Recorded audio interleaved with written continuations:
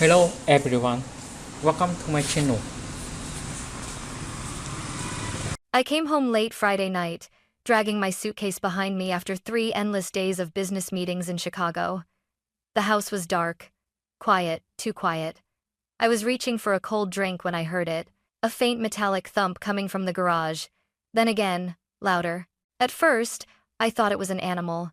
But the sound, those weak, desperate knocks, felt human. My heart pounded as I flipped on the garage light, and there he was. My grandpa, 80 years old, trembling, drenched in sweat, his lips cracked, eyes sunken. He tried to sit up, but his body gave out. I rushed to him, my knees hitting the concrete. "Grandpa, what happened? Who did this?" He swallowed, voice shaking like the rest of him. "Your father. He wanted to teach me a lesson." That was the moment everything inside me changed. The paramedics arrived in under 10 minutes, but it felt like a lifetime. I stayed on the cold garage floor, holding Grandpa's trembling hand while they checked his pulse. His skin was burning hot, his breathing shallow. When they lifted him onto the stretcher, his eyes fluttered open, searching for me. "Stay with me, Grandpa, please," I whispered. His lips moved, barely forming words. "Don't. Blame yourself, Chloe." How could I not? The drive to Tampa General was a blur of flashing lights and my own shaking hands. By the time we reached the ER, my shirt was soaked with sweat and tears. The doctor's words hit like a hammer. Severe dehydration, heat exhaustion, early-stage kidney strain. 3 days without water. 3 days alone in the dark, with no one hearing his cries. I sat in the waiting room staring at the vending machine, numb. My mind replayed the sound of the metal thuds, the weak knocking I almost ignored. What if I'd come home a day later? What if I'd taken that extra meeting in Chicago? He'd be dead. When they finally let me see him, he looked fragile under the hospital lights. Tubes ran into his arms. A heart monitor beeped steadily beside him. His voice was a whisper. He didn't mean to. Not really. I leaned closer. "Grandpa, you said Dad did this." His eyes closed slowly. He said I meddled, that I should have stayed out of his affairs. My stomach twisted. My dad, Gregory Shaw, wasn't some petty man off the street. He was a millionaire developer, a man people called visionary. But behind that perfect smile was something darker, something that terrified me as a kid. He controlled everything. Money, people, even emotions. And if Grandpa had stood up to him, I could imagine exactly how that conversation went. When the nurses asked me to leave so they could monitor his vitals, I stepped into the hallway and pressed my back against the wall. My phone buzzed 3 missed calls from Dad. I stared at the screen, my reflection faintly visible on the black glass. For years I'd ignored the warnings, Mom's tears, Grandpa's quiet disapproval, the way my father's voice could slice a room in half. But not this time. This time he'd gone too far. And as I walked out of that hospital into the heavy Florida night, one thought repeated in my head. If he wanted to teach Grandpa a lesson, I'd make sure he never forgot mine. I didn't sleep that night. The hospital chairs are unforgiving, and the fluorescent lights carve worry into your skin. At dawn, I drove straight to my father's house, Bayshore Boulevard, manicured hedges, the kind of place that screams, perfect life. Gregory Shaw was already in the garden, pruning roses like nothing had happened. His hands moved with the precise, practiced care of a man who controls everything he touches. He glanced up, smiled that polite, practiced smile. "Chloe, you're home early. How did the conference go?" I didn't answer. The sight of him so calm, so composed felt obscene. "Where were you Thursday night?" I asked instead, the words shredding out of me. He blinked. "At home? Why?" "Bullshit." My voice cracked. "Grandpa was locked in my garage for 3 days. He's in the hospital." "He said you did it." For a moment, his face didn't move. Then he set the pruning shears down, wiped his hands on his trousers, and walked toward me with the slow ease of someone stepping into a role he'd rehearsed 1,000 times. "That's absurd," he said. "Your grandpa forgets things, age does that.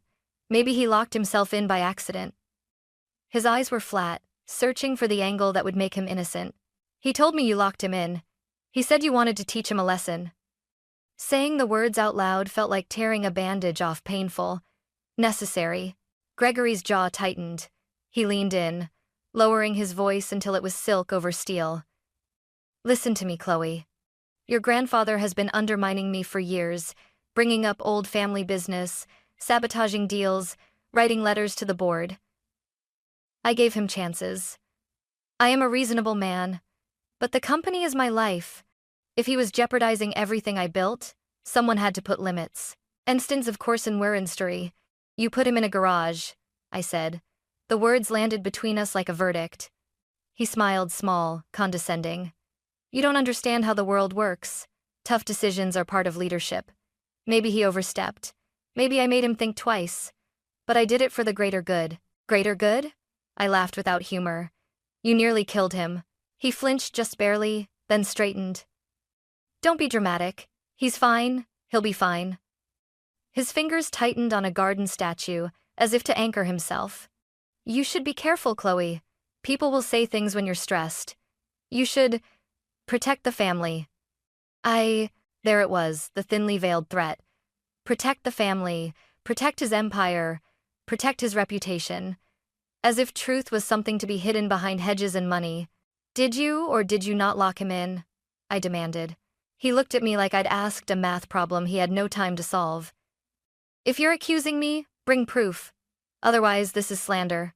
Proof? He made it sound like I'd suggested making up stories. My hands trembled, but my voice didn't. I will find it, I said. And when I do, you won't have a board to hide behind. He stepped back, the smile gone. For the first time in my life, I saw something raw and human in his eyes. Fear. Not of me, but of exposure. The kind of fear that meant I was finally scratching at the surface of something dark. As I walked away, a gardener glanced up from the hedge and gave me a quick, sympathetic nod. Small things matter. People see. I pocketed that nod like a coin I'd need every witness I could find. When I reached my car, an envelope lay on the windshield. No return address. Inside, a single photograph of me taken this morning, walking to my car at the hospital. On the back, in my father's handwriting, one word. Stop. I folded the photo and slipped it into my pocket. He thought a threat would scare me. He didn't know I'd already decided to fight. Grandpa Walter had always kept a little room tucked behind the kitchen where he soldered radios and stacked yellowing National Geographics. It smelled like lemon oil and old paper, the kind of comforting scent that stitched me back to childhood. When I went through his study that night, I told myself I was looking for nothing more than a sweater or a misplaced reading glass. Instead, I found a map. The floorboard by his desk had been pried up before Walter liked hiding things in plain sight, but tonight the plank came away easier than I expected. Underneath, wrapped in a faded handkerchief, was a slim metal box. My fingers trembled as I lifted it out. Inside, receipts, canceled checks, wire transfer confirmations, and a stack of neat ledger pages in Walter's careful script. At the top of one page, in block letters that made my throat close, was a company name I knew too well, Bayshore Holdings. My father's firm. I spread the papers across the desk. There it was, in black and white. Transactions routed from Walter's small accounts, dated over a decade, payments to shell entities, consulting fees that lined up with dates when Gregory Shaw's projects were in trouble. Tiny sums at first, then larger transfers, the numbers blooming into six-figure rescues. Walter had been bailing my father out for years, quietly, without fanfare, without asking for anything in return. Rage is a slow burn when it's mixed with betrayal. I felt foolish for not seeing it sooner. Grandpa used to joke that money should be like toothpaste, used sparingly, essential when needed. Gregory had treated it like fuel for arrogance. He'd used Walter's generosity to prop up deals that would have crumbled without those secret payments. And when Walter finally threatened to expose the paper trail, perhaps to the board, perhaps to me, Gregory had chosen silence by force. I found a small leather-bound notebook too, the edges soft from handling. Walter's handwriting spidery, affectionate, filled its pages. Reminders, recipes, and then a list of dates with terse notes. Wire to Bayshore, $25,000. AUG, 2016. Emergency transfer, $150,000. MAR, 2018. Beneath one entry, a line scrawled like a whisper. He promised it was final. My hands went numb. Everything slotted into place. The thinness of Gregory's smiles, the way he'd never let Walter sit on the company board. the hushed phone calls. This wasn't just family tension. This was leverage. This was the kind of leverage men use to make other men disappear from conversation. I grabbed a USB from my bag and started scanning, photocopying, saving. The lamp hummed steady above me, as if keeping time. Each file I copied felt like a small theft and a large salvation. I made duplicates, hid one in my purse, and slipped the originals back under the board as if nothing had happened. Walter didn't need to know I'd taken them. He was too proud to want help he'd never asked for, and yet I knew I had to act. That night, Walter slept with his hand tucked over his chest, a frail, contented hold. I sat at his bedside after visiting hours and watched the rise and fall of his breathing. He stirred and mumbled something about jazz and lemon cake. When he opened his eyes, I couldn't hold back. "Walter," I said, voice tiny. "Why didn't you tell me?" He turned his head slightly, the hospital light drawing lines across his face. "I wanted to keep peace," he whispered. "Peace costs little when you can afford it." "Not like this," I answered, the words sharp. "Not when it comes with a lock and a garage floor, and 3 days alone." He looked at me, bewildered for a second, then his eyes softened. "You'll do the right thing, Chloe. You always did." I left the room with the USB burning a hole in my bag and a plan that wouldn't let me sleep until it was done. The next morning, the hospital halls smelled of disinfectant and burned coffee. Grandpa was sitting up, his IV dripping slowly, looking smaller somehow, like time itself had folded him in. When he saw me, his face broke into that soft, tired smile that used to make everything better when I was little. "Hey, kiddo," he whispered, voice dry but steady. "You look like you haven't slept." "I found your notes," I said quietly, pulling up a chair. "The ones about Bayshore Holdings, the transfers, the loans, all of it." His eyes flickered, just once, like the briefest flash of lightning. "You shouldn't have gone through my things, Chloe." "Why didn't you tell me?" I leaned closer. "He used you. He took everything and then locked you up like a criminal." Heaven.night. Grandpa's hand trembled as he reached for mine. "He wasn't always like this. When your mother died, he lost his compass. I thought I could keep him from sinking." "You were saving him," I said, "and he repaid you with 3 days in a garage." He turned away, tears glinting in the wrinkles near his temple. "Promise me something, sweetheart. Don't go after him. Men like your father, they only understand destruction." I squeezed his hand. "Then maybe it's time someone spoke his language." His fingers tightened weakly around mine. "Chloe, don't. He'll come for you next." I wanted to tell him he was wrong. That truth was protection, that exposure was power. But when I looked into his frightened eyes, I couldn't lie. I just nodded. That afternoon, I left the hospital to grab clothes from home. The Florida air was thick and heavy, storm clouds bruising the skyline. I turned onto my street and stopped. Someone had been there. The front gate was half open, and the newspaper that should have been on my porch was gone. My stomach knotted. Inside, everything looked the same. Almost. A framed photo of Mom and me, usually centered on the console, was turned face down. My pulse kicked up. I checked every room, every window. Nothing missing, no sign of forced entry. But on the kitchen counter sat an envelope, no address, no stamp. I ripped it open. Inside was a single photograph. It was me standing outside the hospital that morning, coffee in hand, looking over my shoulder. Someone had been watching. On the back, in my father's unmistakable, immaculate handwriting, was one word: stop. My breath hitched. The air around me seemed to thicken, my pulse drumming in my ears. I stared at that word until the letters blurred. For a moment, I almost felt fear. Almost. Then I smiled. A small, cold, dangerous smile. He thought a warning would keep me quiet. He still didn't understand. The moment he locked Grandpa in that garage, he taught me exactly how far I was willing to go. I didn't call the police that night. I didn't even tell Grandpa about the photo. If my father wanted me afraid, he'd miscalculated. Fear sharpens me. It always has. Instead, I drove to the downtown precinct the next morning and asked for Detective Morales, the same woman who'd later appear in more headlines than she ever wanted. She looked up from her desk, expression guarded but curious. "Miss Shaw?" she asked. "What can I do for you?" I slid the USB drive across the table. "I have evidence of financial fraud, elder abuse, and a potential attempted murder. The perpetrator is my father. Her brow lifted just slightly. That's a heavy accusation. Do you have proof? I told her everything, how I found Grandpa in the garage, what he'd said, the ledgers, the photo, the warning. Morales didn't interrupt once. She just took notes, her pen scratching like a metronome. When I finished, she exhaled slowly. You understand? She said carefully. This could destroy your father's business and reputation. I'm counting on it. She nodded. Then I'll open a preliminary investigation. But you need to be careful. Powerful men don't fall quietly. I don't intend to fall with him. That night, I returned home to find my father's Mercedes parked at the curb. The porch light illuminated his tailored suit like armor. He was leaning against the railing, sipping from a silver flask, calm as ever. Nice place, he said, glancing around. Hospitals must pay well. I stood in the doorway, blocking his way in. What do you want?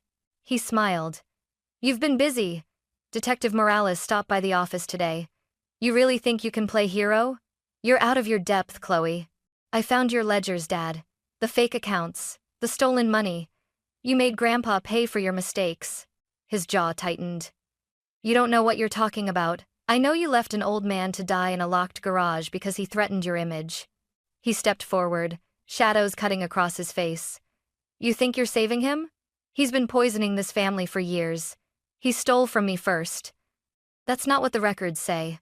He slammed his hand against the doorframe, inches from my face. You want a war? Fine. But remember, when I fight, I don't lose. His breath smelled of whiskey and rage. But beneath it, I saw something new in his eyes, panic. Get off my property, I said evenly. He leaned closer, voice low and venomous. You're just like her, your mother, always choosing weakness. That word hit like a match to gasoline. Mom died trying to protect me from you, I said. You call that weakness? For a heartbeat, the mask slipped. I saw guilt, then fury, swallowing it whole. He straightened his cuffs, recovering the corporate composure he wore like a crown. You've made your choice. As he walked away, I called after him. You're right, Dad. I did. He didn't look back. The taillights disappeared into the night, but I could still feel the heat of his threat in the air. When I went inside, I opened my laptop, copied the files onto an encrypted drive, and scheduled an anonymous drop to 3 journalists, business crime specialists, with reputations for exposing corruption. If he wanted to teach lessons, he was about to learn one he'd never forget. The next morning, the headlines began. By sunrise, my father's empire was already bleeding. The emails had gone out at midnight to every major paper and financial outlet in Florida, each containing a neatly packaged dossier of evidence. By morning, headlines screamed across social feeds and news tickers, like wildfire. Bayshore developer under investigation for fraud and elder abuse. I sat on my couch in silence, the hum of my refrigerator the only sound in the room. My hands trembled as I scrolled through the articles, each one quoting a whistleblower close to the family. They had no idea it was me. Within hours, his investors started withdrawing. His partners released statements of deep concern. His publicist went dark. I almost felt sorry for him, almost. Around noon, my phone buzzed. Unknown number. I knew that voice immediately. You think you're clever, Chloe? It was smooth, almost amused. He hadn't called me in years, always preferred summoning me to his office like an employee. Dad, don't dad me. Do you have any idea what you've done? You've ruined my name, your name, everything I've built. You built it on lies, I said quietly. On Grandpa's money, on his silence. He laughed, a sharp, hollow sound. You don't understand power. You think a few journalists can destroy me? I've survived worse. You won't survive the truth. Truth? His tone turned venomous. You want truth? Fine. That old man stole from me first. He tried to take the company. He turned you against me, just like your mother did. You tried to kill him, Dad. Enough. The voice snapped like a whip. If you want to fix this, meet me at the Bayshore office tonight, 8 o'clock. No police, no games. We talk like family, or I'll bury you in lawsuits before sunrise. Then he hung up. For a moment, I just sat there, heart pounding, hands cold. I could almost hear Grandpa's weak voice in my head. Men like your father, they only understand destruction. I picked up the phone and called Detective Morales. He's called me. He wants to meet tonight. Don't go alone, she said immediately. We'll have units nearby. Let him think you came unarmed. When I arrived, the sky was bruised with the last streaks of sunset. His office building stood silent, glass gleaming like a mirror of everything he pretended to be. I walked inside, each footstep echoing on marble floors that smelled faintly of cologne and money. He was waiting in his office, back to me, looking out the window. Close the door, he said without turning around. I don't take orders anymore. He turned, then face pale, eyes hollow, the perfect mask cracked at the edges. You think this is justice? Do you have any idea what you've started? I didn't start this, I said. You did the moment you locked your father in a garage. He slammed his fist onto the desk. I gave him everything. Without me, he'd still be fixing radios in a shed. He gave you everything, I snapped. And when he finally said no, you treated him like a criminal. He pointed a trembling finger at me. You're just like your mother, soft, foolish. I stepped closer. You're wrong. Mom was brave. I'm the one who'll finish what she couldn't. Outside, red and blue lights flashed faintly through the blinds. The sirens hadn't sounded yet, but they would. Morales had promised she'd wait for my signal. My father noticed my glance toward the window. You called them, didn't you? I gave you every chance to do the right thing. For the first time in my life, I saw real fear in his eyes. You have no idea what you've done. Actually, I said, reaching for my phone. I know exactly what I've done. I hit send the signal text. A heartbeat later, sirens screamed outside. Gregory Shaw froze, then laughed bitterly as the door burst open and officers poured in. Gregory Shaw, one of them barked. You're under arrest for fraud, elder abuse, and attempted homicide. He stared at me, his voice breaking as they cuffed him. You think this is justice? You'll regret this, Chloe. I met his eyes one last time. I already did for 20 years. They led him past me, his shoes echoing against the polished floor. When the glass doors closed behind them, the silence hit like a wave. I didn't cry. I didn't even breathe for a while. Outside, the night felt cleaner. The air tasted different, like rain after a storm. Justice didn't sound like thunder. It sounded like the quiet click of handcuffs finally closing. The trial came faster than anyone expected. When your crimes make the front page for 3 straight weeks, the system seems eager to prove it still works. The courthouse smelled like dust and air conditioning. The kind of place where people pretend truth is simple. Grandpa insisted on coming even though the doctors warned against it. He sat beside me, thinner than ever, dressed in a pressed gray suit that hung a little loose on his shoulders. His hand shook slightly when he reached for mine. I need to see him face the world, he whispered. When Gregory Shaw walked in, every camera turned. The man who'd spent decades controlling the narrative couldn't hide from this one. He still wore the same navy suit and silver tie, but the arrogance was gone, replaced by a stiff, haunted composure. He didn't look at us. Not once. The prosecutor laid everything out in calm precision. The photographs of the garage, the medical report showing dehydration and kidney strain, the ledgers, the video of police entering his office. Every detail like a nail in a coffin. When they played my recorded statement, my voice describing how I'd found Grandpa on that hot August evening, Gregory flinched, just once.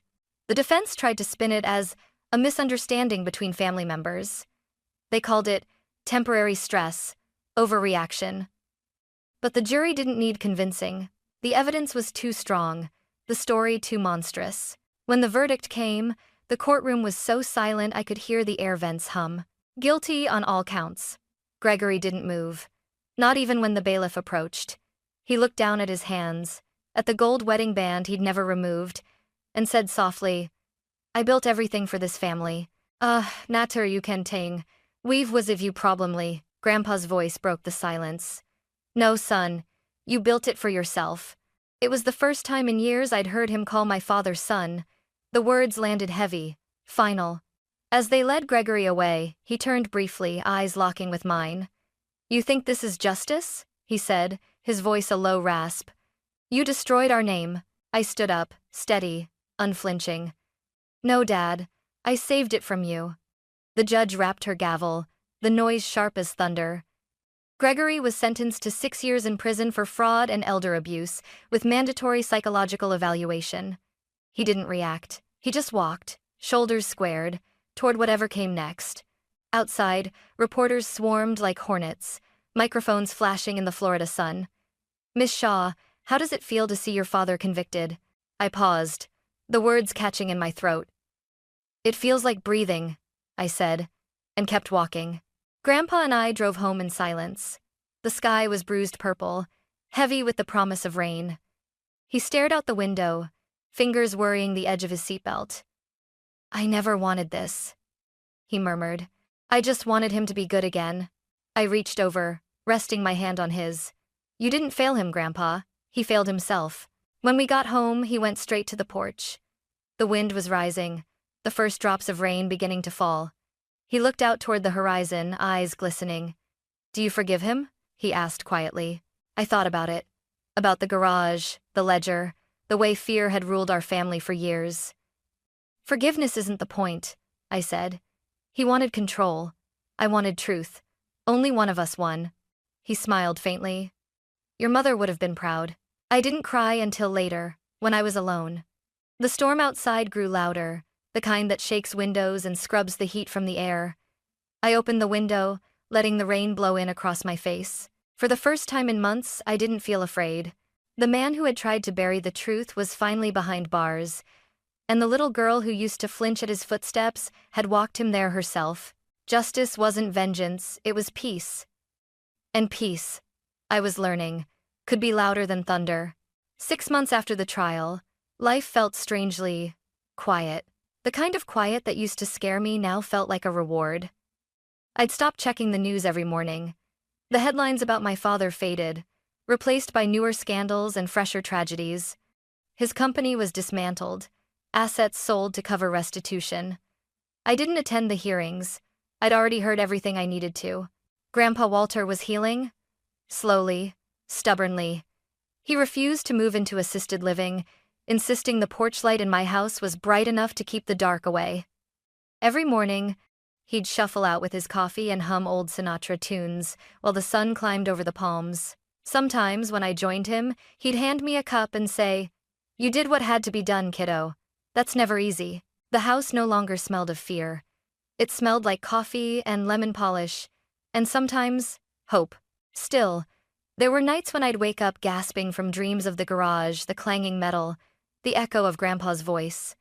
But instead of panic, I'd feel something different. Gratitude, maybe.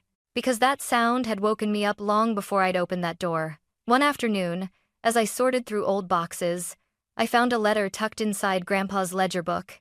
It was addressed to me in his handwriting. My hands trembled as I opened it. "Chloe, if you're reading this, it means the truth finally came out. I'm proud of you, but I worry for the cost. Promise me you'll remember, justice is not revenge. It's the choice to stop the hurt, even when it hurts you to do it. Walter." I sat there for a long time, the letter trembling between my fingers.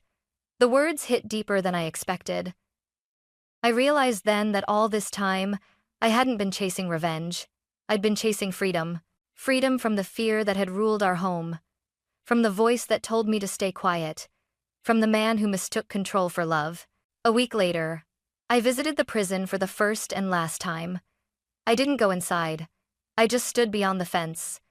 The building loomed gray and humming with distance. Through the glass entrance, I caught a glimpse of my father, older, smaller, almost ordinary. He looked up for half a second, eyes meeting mine through 2 panes of glass and a decade of damage. I didn't wave. I didn't forgive. I just nodded a silent acknowledgement that the war was over. Then I turned and walked away. When I got home that evening, Grandpa was on the porch again, watching the sunset. The sky was a slow fire of gold and violet. He smiled when he saw me. "You look lighter," he said. "I think I am," I answered. For the first time in a long time. He patted the seat beside him. "Then sit down and let's listen to the quiet. You've earned it." I sat, leaning against his shoulder. For a while, neither of us spoke. The cicadas buzzed, the air softened, and the world felt steady again. Later that night, I opened my laptop and began typing. The words came easy this time. He locked my grandfather in darkness for 3 days. I spent the rest of my life making sure he never saw daylight again. I saved the document and closed the computer. Outside, the night was still. No sirens, no threats, just peace. For the first time, silence didn't mean fear. It meant victory.